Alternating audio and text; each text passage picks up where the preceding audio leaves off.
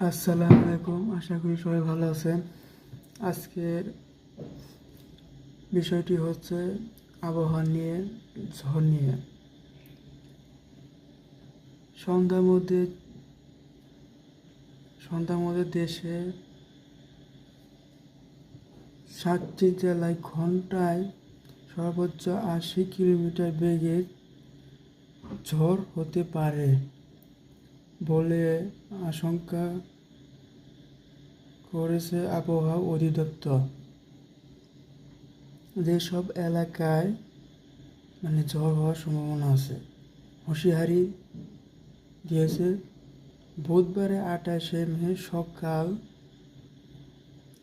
8টা থেকে সন্ধ্যা 6টা পর্যন্ত দেশের নদীবন্দর এলাকার এই তথ্যটি জানানো হয়েছে। এতে বলা হয়েছে যেসব এলাকায় ঝড় হতে পারে, বড়সড় বৃষ্টিপাত ঘটতে পারে।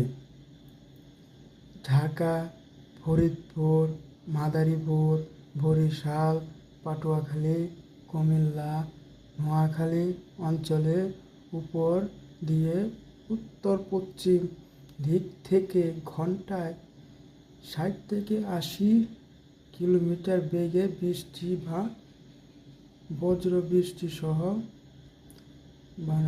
ঝড় হতে পারে। এছাড়াও দেশের উত্তর ও পশ্চিম দিকে ঘন্টায় 45 থেকে 60 কিলোমিটার বেগে বৃষ্টি ও বজ্রবৃষ্টি সহ দমকা স্থায়ীভাবে ঝড়ো হওয়ার বয়ে যেতে পারে।